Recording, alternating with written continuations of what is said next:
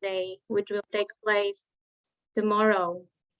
Each year on December 18th, the United Nations, through its related agency, International Organization for Migration, uses International Migrants Day to highlight the contributions made by the approximately 272 million migrants, including more than 41 million internally displaced persons. Today, we will discuss both the challenges that these migrants face and also the importance of inclusive migration. I'm very happy that our excellent speakers, Kiya Gezahegne and Marta Welander, were able to join us today. And after their presentations, there will be questions and answers session. So if you have any questions, please click on the chat button on the bottom of the screen and write your questions there, or you can also turn on your microphone and ask them directly. So now I would like to present our first speaker, which is Dr. Kiya Gezahegne. She will be speaking about myths of migration from the Horn of Africa to Europe. Kiya is an assistant professor at the Department of Social Anthropology at Addis Ababa University and the principal researcher at Includovate.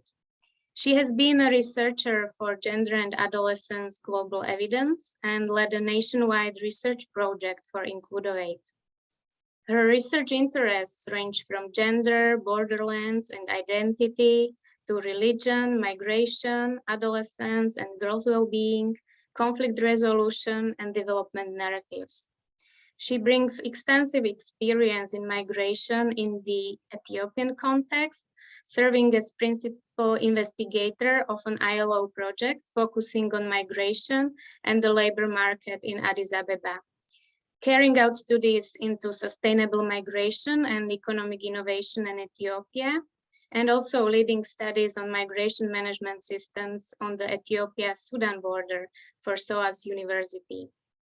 She is also delivering a study on host government and community engagement with displacement in East Africa for the International Development Research Council and publishing a study on migration management in Metema, Ethiopia for the REF Consortium. Kiya also brings strong experience in gender and migration in the East African context. Our second speaker is Dr. Marta Welander. She will be speaking about research-based advocacy approach to counter Europe's harmful migration response. Marta works as principal researcher for inclusive childhoods and adolescence at Includovate. She completes research related to child rights, gender matters, gender-based violence, and adolescent girls. Moreover, with a PhD in politics and international relations and a master in democratic governance, she is passionate about international law and policy, as well as advocacy and collective action for social change.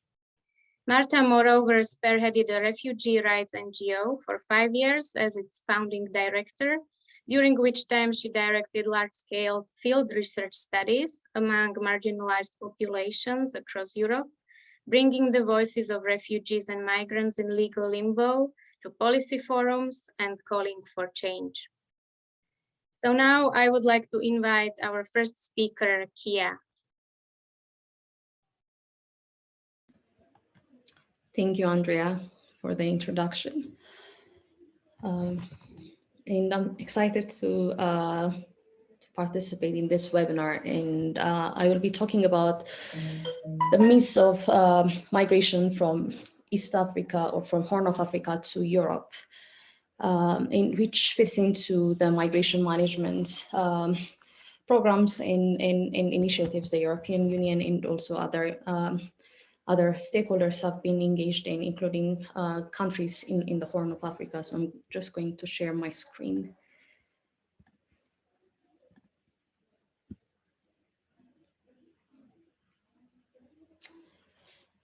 So when I say myths of migration, I'm talking about misinformation of the facts and in the representation of migration from this part of the globe to that of Europe through Libya, through Sudan, or through Egypt. And there are three myths I want to focus on for the time being, even if they are different and more misrepresentation of the migration or migratory journey that individuals take from Ethiopia, from Somalia, and from Eritrea. But this has been the most common ones, and for me the most problematic in dealing with migration in migration management. So the first one is a migration crisis, and I'm sure all of you have come across this in the media or in scholarly articles or research. And this is a picture we always have when we discuss about migration from Africa, particularly from West and East Africa to Europe. And it's always regarded as a crisis, though crisis is a big word and a very contextualized notion to bring into the migration discourse. And when I'm discussing the myths of migration from the Horn of Africa to Europe, be it with regard to the migration crisis or the topics that I will come to later on, there's always this dichotomy of understanding of migration between individual migrants and the government or any other stakeholder or agent involved in migration management. And so I want to show this two different understanding of the journey individuals take. And when we come to the migration crisis for the migrants who take on this dangerous journey, as they put it, it's more for the opportunity that it offers to them as an individual and also to their families and their community.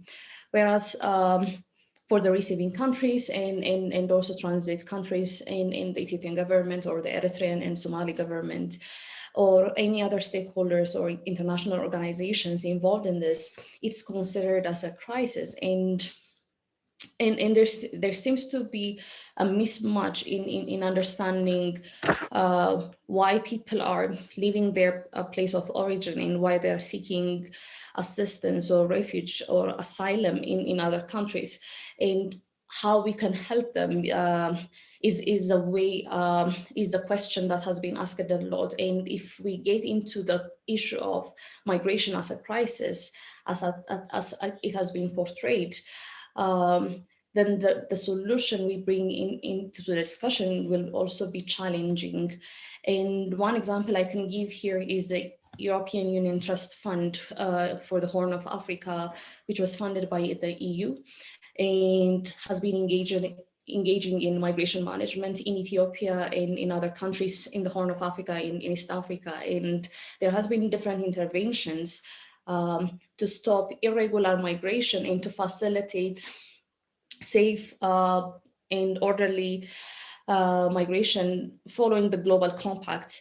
However, the interventions have been informed by the ideology or by the narrative of migration as a crisis. And so most of the activities that were funded by the trust fund were more related to keeping people away from the border and stopping cross-border mobility by through awareness raising or protection of vulnerable migrants or capacity building of the structures within each government or countries, and sometimes also in supporting policy.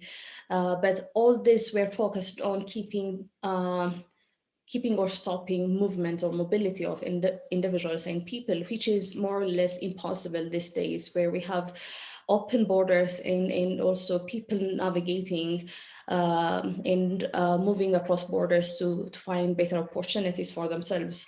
And also migrants, when they're coming into destination countries, be it the EU or any other country, they're also bringing in resources. So it's not only about social or economic or political crisis that they bring in, but also resources and opportunities besides benefiting for themselves. In the second myth that I keep hearing or I keep looking at when we talk about migration from this part of the world is the discussion of informed decision and misinformation of research, no, not researchers, misinformation of migrants. So for many, they believe that migrants are not well informed about the journey they take on. And that's why they put themselves through horrifying events or abuses or violences, and they go through, they're vulnerable to risks such as torture, in gender-based violence, sexual violence, physical beating, and sometimes it can also lead to days. And most of the people who are engaged in migration management have been talking about how individual migrants are not well informed about the risks and the vulnerability they might face when they start the journey. But from my discussion with migrants from Ethiopia, Eritrea, and Somali, um, it showed me that almost, I can say, all of them are well informed of what to expect. And also beyond that, they go to a point where they try to avoid these anticipated risks and vulnerabilities and protect themselves, besides the institutions and the structures set in place in transit countries or in destination countries. And one good example would be a story from a girl I interviewed from the northern part of Ethiopia in Tigray, a place called Shire. And she was a 14-year-old girl, and I got to meet her in along the Ethiopian-Sudan border. They were stranded, they were deported from Sudan, from Khartoum, and they were stranded along the border. So the IOM response center had to accommodate them and try to reintegrate them with their families. And with her were a 16-year-old girl and a 40-year-old lady. Who were not related by blood, but were from the same place. And in our discussion, they told me that because they were informed that they might be sexually abused or violated, they took contraceptive before they left their home, so that to avoid pregnancy. So the concern was more to do with getting to their destination, and pregnancy would obviously keep them in transit, in the transit country, which is Sudan. But and also they were ready to face that kind of abuse or violence, and and and also to protect themselves, they usually travel in groups, and within that group they have male relatives or people men from their locality or community to protect them from such kind of risk and vulnerability they might face, be it from the brokers or from from government officials or from security personnel or anyone else they encounter with along their journey. And and also another means of protection they put in place is to find a broker network that they are well aware of and is from their place of origin. So in most cases, if the broker network you communicate with is from the same locality, then you reduce the risks that you are facing. So all this from making the decision to migrate to the point of going through the journey, people are aware of, to some extent, of the risks, and so they're not as misinformed as they are portrayed to be in most of the discussions. In one study by IOM recently showed that more than one in three potential migrants report that they don't feel well informed about the risks and opportunities associated with migration, but that doesn't mean that they are not informed. And this is limited to a few number of participants in the survey, but in most cases, even if even if the information might not be as detailed as they want or as strong as they need, they are more or less informed about what to expect along the route or in the destination countries. The third myth, when we come to migration from the Horn of Africa to Europe, is the question of generalized understanding and contextualized reality. So in most cases, I have noticed that when we talk about migration and migrants, they are portrayed as a homogeneous group of people, and their experiences understood in a similar way. Whereas we have migrants from Eritrea, we have migrants from Somali, we have migrants from Ethiopia who face different experiences, and the level of vulnerability is also different based on age or gender or any other background or identity these migrants have. So it's important to understand that we can't have this general picture of what or who these migrants are, because the experiences they have is very much contextualized to who they are as individuals and also to the community they represent. And one example I can give here is the difference between Ethiopian migrants and Eritrean migrants when they cross to Sudan or Libya from Ethiopia as a transit state. And within the network of brokers and also the communities that they come across when they take this journey, it is very much known that the Eritreans have a big diaspora, and so every Eritrean migrant might have or is assumed to have a relative living somewhere else in Europe or in the States, and so they can afford to pay in dollars. And unlike Ethiopian migrants who can't pay much. So even the amount of money they are expected to pay for brokers is different, and the currency is also different, which also has an implication on the protection of these migrants. For the Eritrean and Somali migrants, brokers most of the time provide protection, whereas for Ethiopians, that's not the case. And so without going into the details of who they are as Ethiopians or as Eritreans, because there are also different categories of migrants within each country. Even the fact that they come from different countries has results in different experience of their migration to Europe or to Libya or Sudan.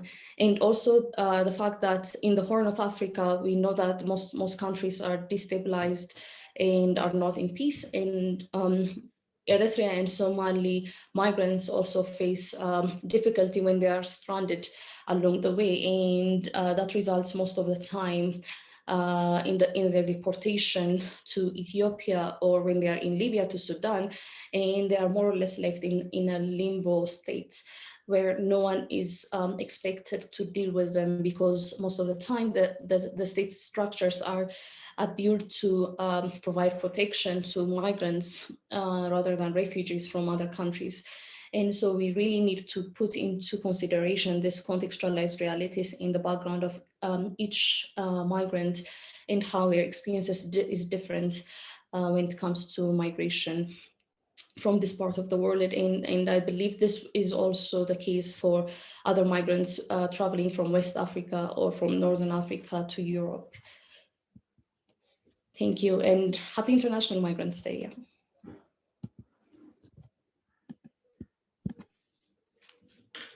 Thank you, Kiya, very much for your presentation. It was very interesting to hear your experience from the practice, and we will get back to you with some questions later on. And now I would like to invite Marta.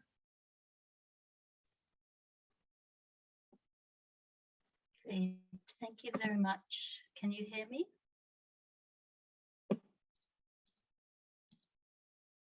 Hello? Yes, we can hear you. Oh, great. Thank you.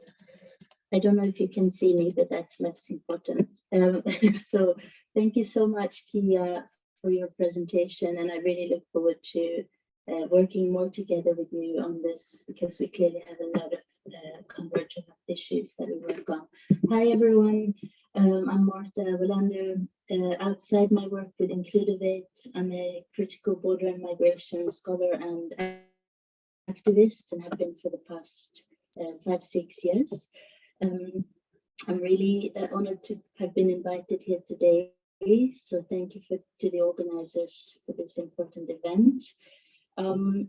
I'm going to talk a little bit about how a sort of movement of people in Europe have stood up to Europe's completely unacceptable and inhumane response to migration and asylum.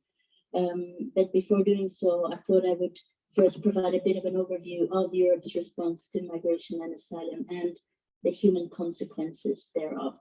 I think this will be known to many of the people in the audience, but I thought it lays a good foundation to what I'll talk about after. So, I mean, talking about Europe's response to migration and asylum and the consequences it has on humans is not an easy task to sum up briefly. So naturally, due to the time limitations, there will be a lot of things left unsaid and a lot of broad strokes made today. But of course, I still hope to draw your attention to three main areas. And I'll just try to share my presentation. Oh, it's just a second. Okay. So giving a brief context of asylum and migration in Europe, I'll draw your attention to these three main areas. Living conditions, so manufactured state of horrific living condition in transit points at border zones, etc. Secondly, the obstruction of access to European asylum procedures. And thirdly, what we refer to as the criminalization of solidarity. So let's start with the first one. So across Europe, as you know, displaced people, so migrants, prospective asylum seekers with different forms of legal statuses, are experiencing extremely inhumane living conditions in these border zones and transit points. People are narrowly getting by on a day-to-day basis, thanks to their own immense resilience and thanks to some grassroots initiatives that step up in these border zones to bridge the immense gaps intentionally left behind by state authorities' active neglect. So here I'm referring to, I'm referring to points of entry, such as the Aegean Islands in Greece, so people coming from that migratory route, where there's a containment policy that restricts people's movements and keep people trapped in these hugely overcrowded camps on the islands that resemble detention centers more than anything. There's a lack of sanitation facilities, healthcare, legal aid is just a daily reality. I'm also referring to, of course, transit points such as Ventimiglia at the French-Italian border. So this is from a different migratory route, the one that Kiya was referring to. And here at the French-Italian border, there used to be a small, overcrowded Red Cross-run camp that has then been closed. There are hundreds and sometimes thousands of people sleeping rough in this town, under bridges, on benches, and in parks, in complete destitution, and on, along the migratory route. I'm also referring to living conditions in places in major European cities, some of the most resourceful places in the world, where we have in places like Milan, Paris, Brussels, where destitution, ill health, police brutality, really severe forms of police violence are a daily reality for many people. I'm also thinking of the shameful situation at the UK-France border, so on the UK's doorstep, in Calais and Dunkirk in northern France, that many of you have heard of. And this is actually where I did my PhD thesis. Here we have multiple evictions of informal living spaces, police intimidation, uprooting, people living in sheer destitution, exhaustion, with really severe conditions, leading to a lot of horrific traumatic events. So the active neglect of state authorities in all of these transit points and the unforgiving implementation of policies of deterrence in many of these places, partly is a way for states to try and appeal to populist right-wing and anti-migrant forces that we see in Europe that have really gained a lot of traction across Europe in recent years, unfortunately. And this then leads to this active neglect and the manufactured horrific living conditions, because we all know it doesn't have to be like this. There are resources, there's space, and as Kiya said, people are bringing so much when they arrive, and there's absolutely no reason to put people in these situations. So moving on to the second aspect I wanted to mention is the obstruction of access to European asylum procedures. So under the Geneva Convention, states have an obligation, there is a right to apply for asylum, to seek asylum and protection in other countries. It's also Article 14 of the Universal Declaration of Human Rights. However, states are intentionally blocking people's access to these procedures in Europe as a response, as a way of just keeping people out at all costs, as I think Kiya also mentioned in her presentation. So there's different ways that European states are blocking access to the asylum procedures. We have the externalization of asylum responsibilities to non-European countries, including Turkey. I'm sorry to interrupt you, Marta. Could you please share your screen? Oh, I thought it was being shared. The presentation mode, please. Thank you. Yeah, I'm afraid I can't do because I can't see my notes. I'm really sorry about that. So can you see the slide nonetheless, or no? That's okay, fine. I'll do without my notes Yeah, then. that's fine. That's okay. You can just be a bit loud, otherwise it's fine. Thank you. Oh, really? Oh, sorry. So can you hear me, or? Yes, now it's audible clearly. Thank Oh, you. I do apologize. So let me share the screen and I'll just freestyle a little bit. So we have the externalization to non-European countries, and oftentimes these countries have, it's a way that European states are also able to outsource, to turn a blind eye to human rights violations perpetrated by these third states. In Libya, as we know, Morocco and Turkey. Sorry, I just really need my notes. I don't think the slides add too much. So, I mean, there can be no doubts about the horrendous and wide-ranging human rights violations unfolding in Libya. We consistently hear of extreme abuse, including arbitrary detention, torture, sexual violence, extortion, and forced labor, and even slavery. And despite this, the EU and Italy are collaborating with Libya.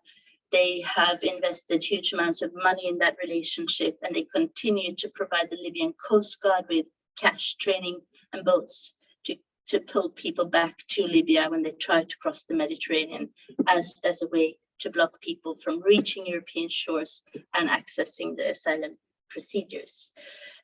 We also have so here we have obviously horrific footage from Libya. We also have along the eastern route, the EU, as you know, has signed a shameful deal with Turkey. It's a notorious deal called the EUTurkey Statement from March 2016.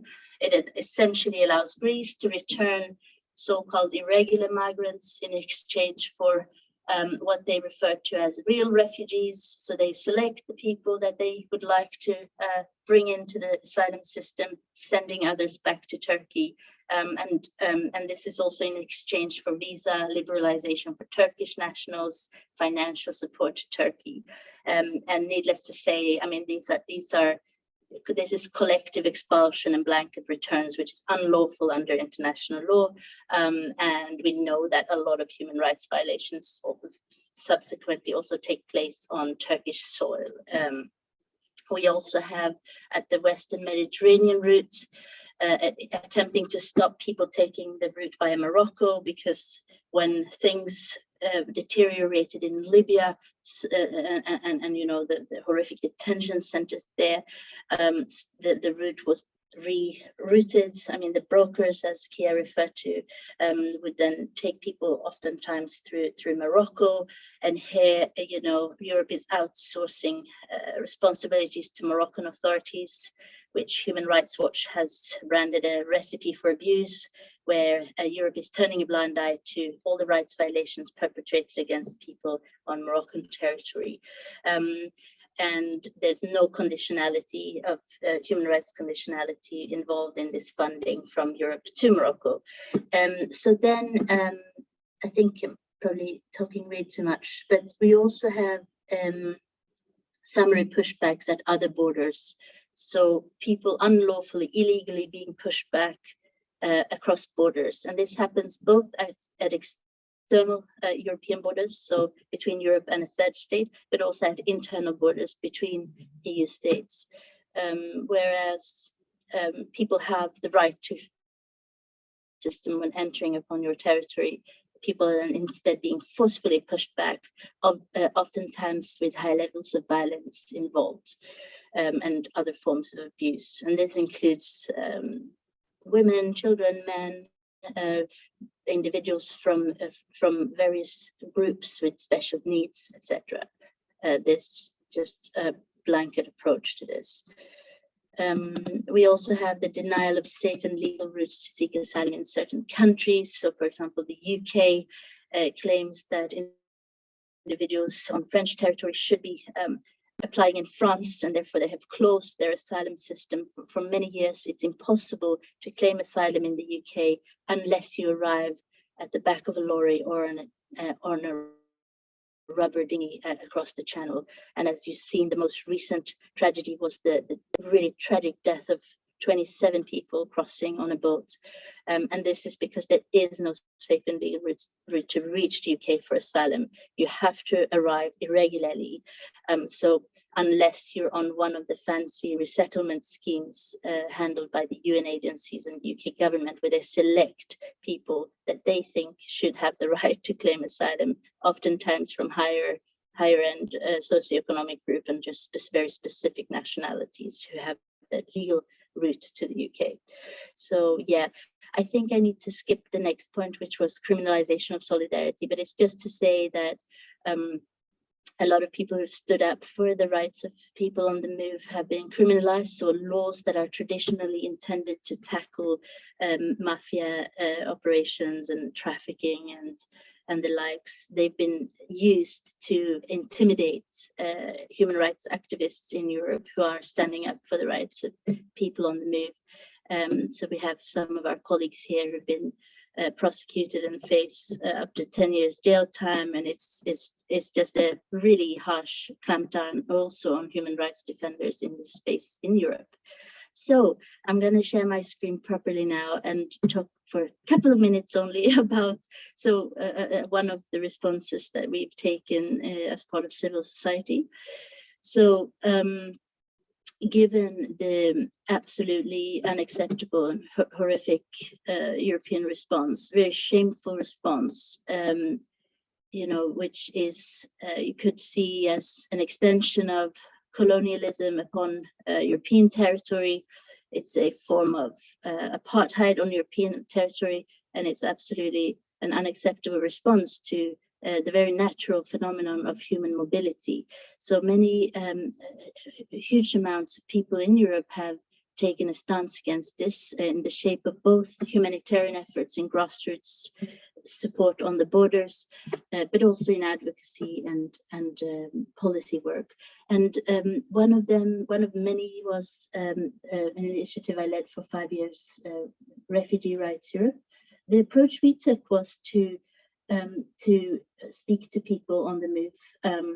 So in order to do advocacy based on the experiences and voices and wishes of people on the move. So people have been trapped in these border zones and therefore do not have access to the advocacy fora, to the discussions.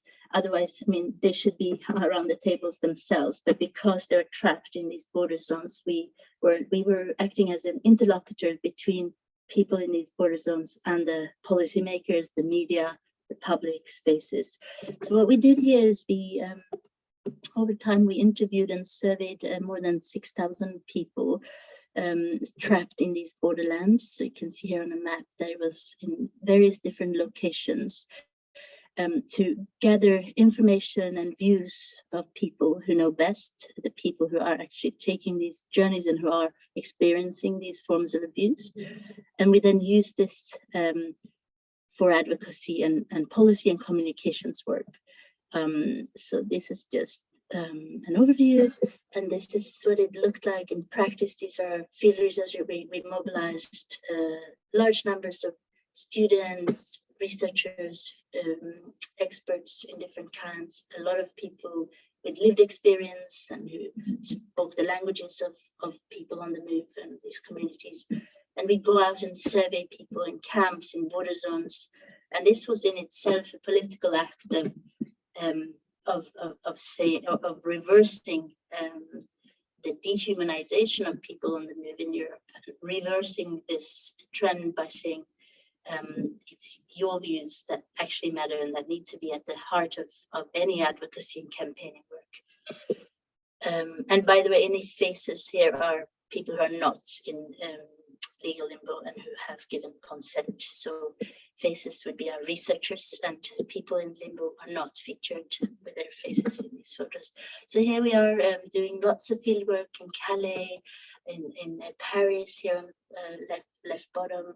And here we are apprehended by police in Calais, which would happen quite regularly. And here we are in an accommodation center. Here are Syrian researchers who interviewed fellow Syrians in an accommodation in Berlin, just to give a bit of sense. So here what we did, like the purpose of all of this was we did advocacy and policy work, we did communications work, we also gathered community feedback to improve services, we did legal work and strategic litigation, UN evidence submissions, and then we took a different approach for each purpose, and then we had different ways of presenting it.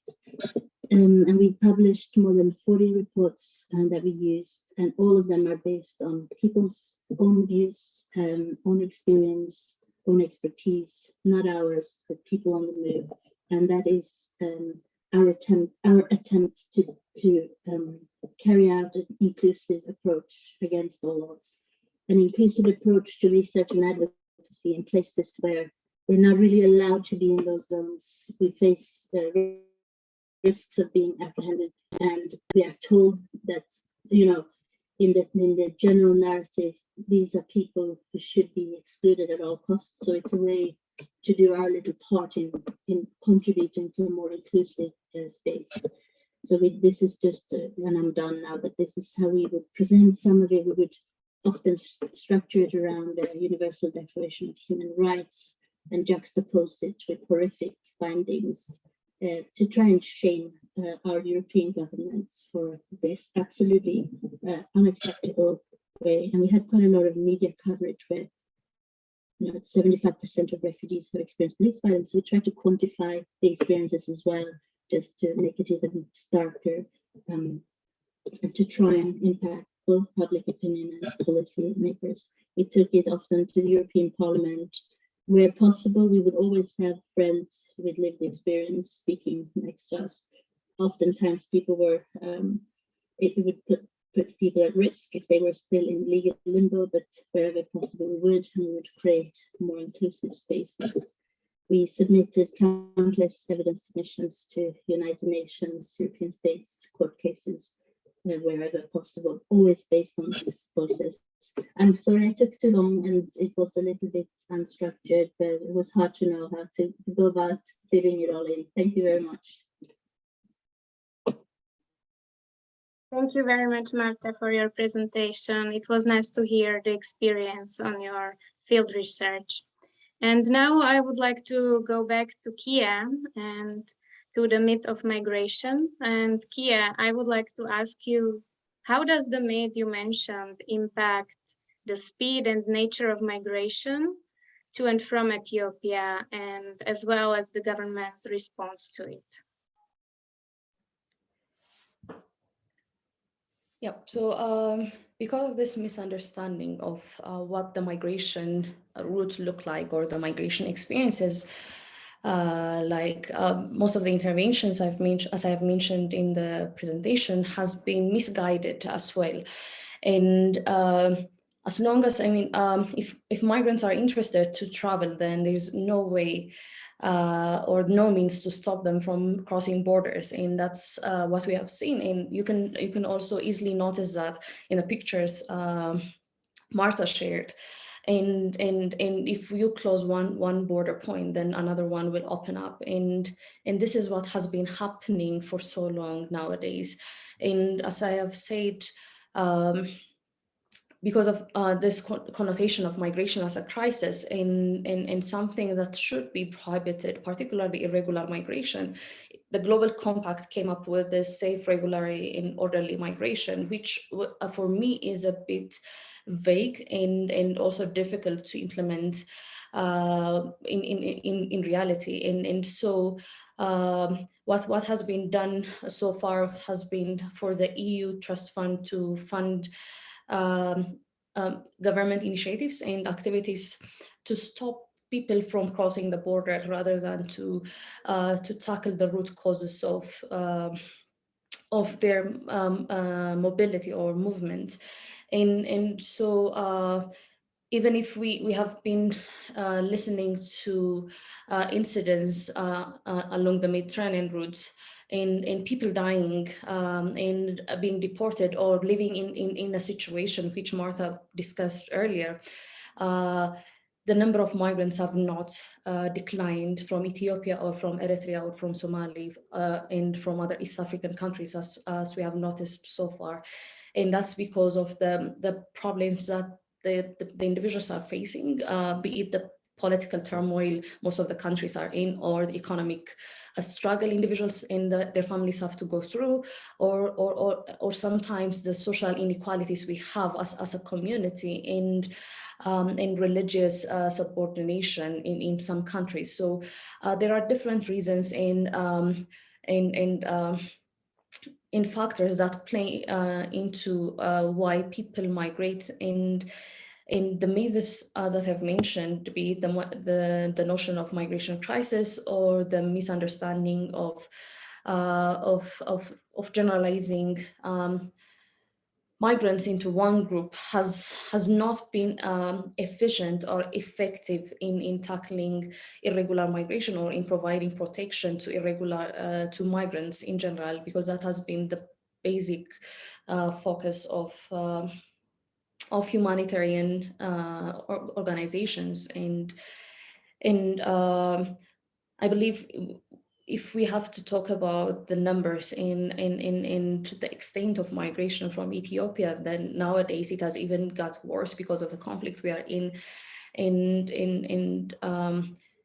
also because of the large interest EU has in stopping migration from Ethiopia, because Ethiopia has been a transit country for Eritreans and also Somalis to cross to Sudan, Libya, and then further to Europe. This has been a bit instrumentalized into the conflict that we are in as well. So for me, it has put migrants into even more danger and also has made interventions less effective, and the numbers have not gone down as a result of this.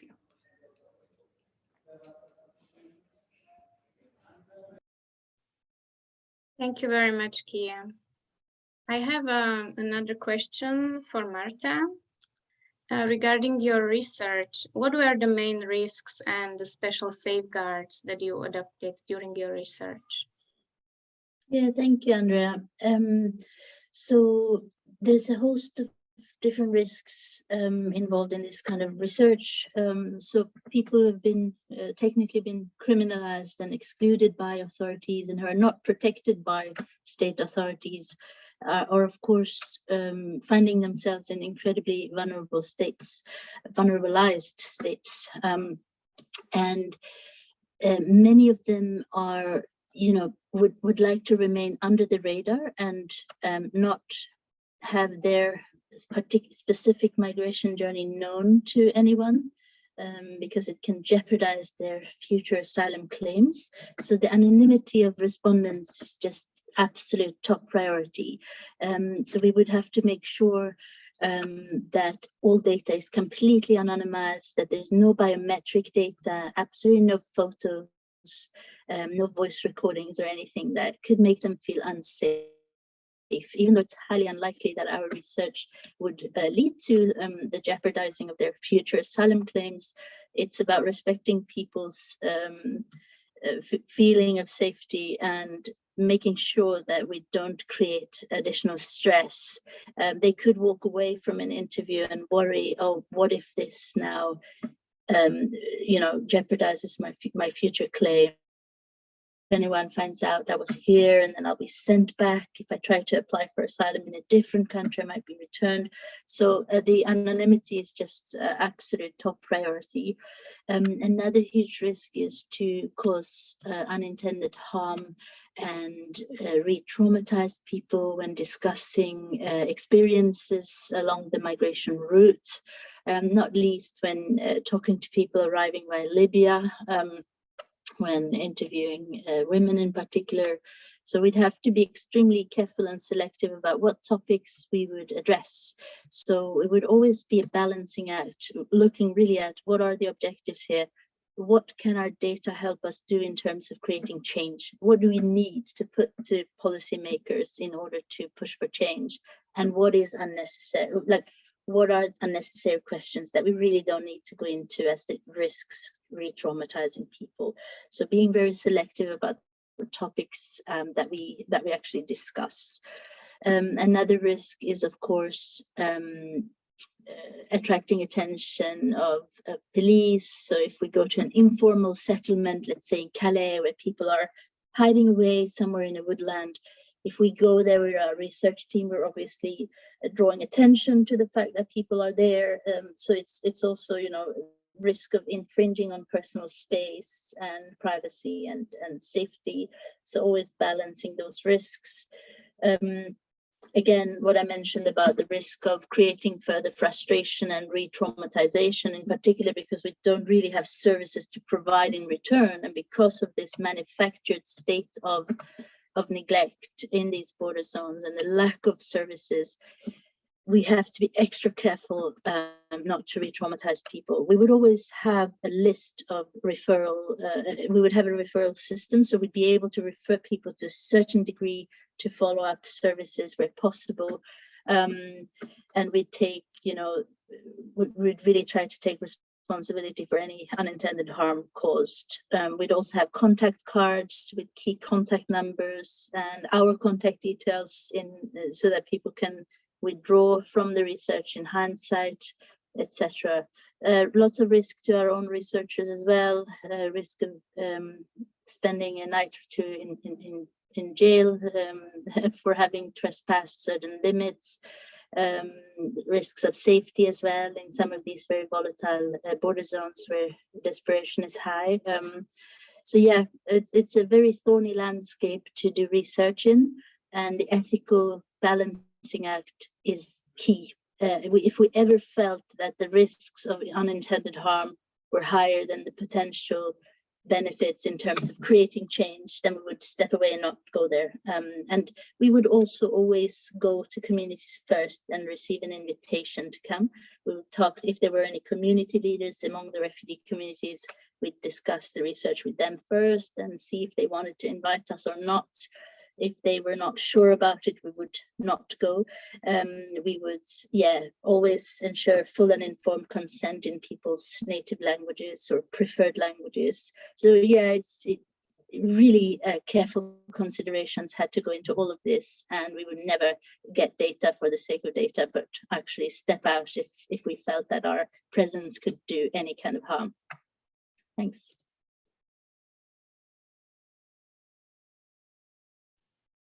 Thank you, Marta. That was interesting to hear. And now I would like to open the floor for any questions. I can see that we already have some questions. So the first one is from Nicoletta, and she asks, I know firsthand that people in Greece are trapped indeed in camps. Their circumstances are inhuman and asylum process is extremely slow. I have read that asylum procedures are intimidating and harassing, especially for trans refugees. Have you heard of any cases like this? So who would like to answer this question? Marta? Yes, I'd be happy to, and obviously Kiya, feel free to jump in as well if you have additional thoughts. Yes, absolutely, Nicole, thanks for this. There's obviously additional layers for people with at intersections and with additional intersectional needs, let's say.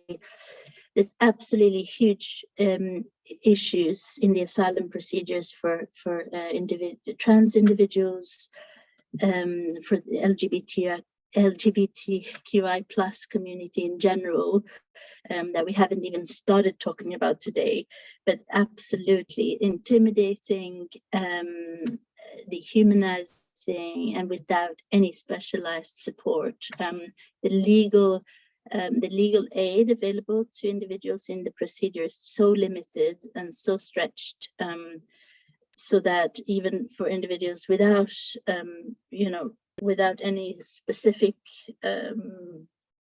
at any specific intersections, it's already completely insufficient. The legal aid does not support individuals adequately, let alone trans individuals, for instance. So yeah, definitely, but there's also a real lack of data on this, or a real lack of testimonials on what actually happens, but we know that, yeah, absolutely harassing and not respecting people's rights by any means. There's also, for LGBTQI plus community in general, if your asylum claim is based on the fact that you left, for example, you fled due to your sexual orientation, you'll be asked really intimidating and personal questions, and you'll be asked to prove at times your sexual orientation and talk about your sexual experiences with the same sex, for example. And this is absolutely like unacceptable ways that some of these asylum interviews are carried out. It's absolutely horrific. So yeah, that's absolutely right, Nicole. Thanks. Thank you, Marta. Sorry for jumping in, but since you mentioned that you were also working on the ground, from what I understand,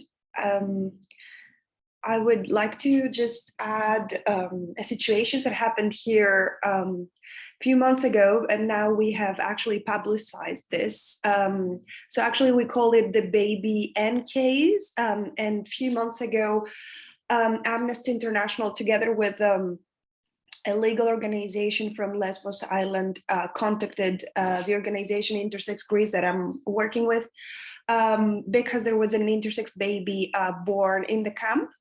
And actually, the parents were from Afghanistan, and in their culture, they think that the baby was a bad omen. So they abandoned the baby.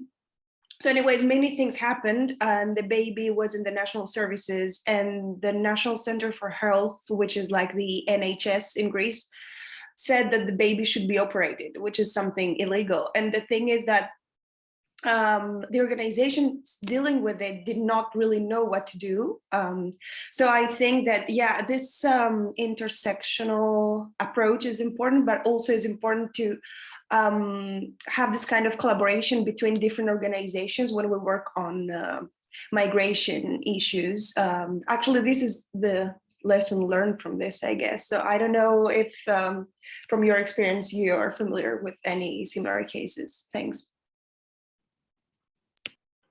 Thanks, Nicole. I actually haven't heard about this case, and I haven't heard of any other ones, but yeah, it's a general sort of trend is that a lot of illegal things and responses take place in these spaces, and yeah, it's so I'm not surprised, but I'm mortified, of course, to hear it. It's great to know that there are specialized groups seeking to support people on the move from these communities. So then it's great to hear that you've also published on this, and I'd really like to read your work on that. Thank you. Thank you. Thank you, Marta. We have some other questions, but because we are a little bit out of time, we will take note of these questions and we will answer them by email later on. So now I would like to wrap up and summarize the main points, what we were speaking about today. So Kiya mentioned 3 myths related to migration from Horn of Africa to Europe, and these were migration crisis, informed decisions or misinformation, and generalized understanding versus contextualized reality. She emphasized that generally socioeconomic crises emphasized ignoring the benefits and resources that migrants bring. We also heard from Marta, and she emphasized how people in Europe have stood up to the poor response to the migrant influx. She spoke about migrants, poor living conditions, which migrants are neglected by states at transit points. They also face tremendous challenges in accessing European asylum procedures. And civil society organizations are putting forward humanitarian efforts and offering grassroots support on the borders, as well as wider scale advocacy and policy work. Fieldwork with people on the move helps to push advocacy efforts towards, along with humanitarian efforts and grassroots support on the borders. So I would like to thank our speakers for excellent presentations and very interesting discussion. And also thank you all for participating in this webinar. Bye-bye. Thanks, everyone. Thanks, everyone. Thank you very much. Thank you, everyone. Great Bye-bye. presentation. Thank you. Thank you so much for having us. Yeah.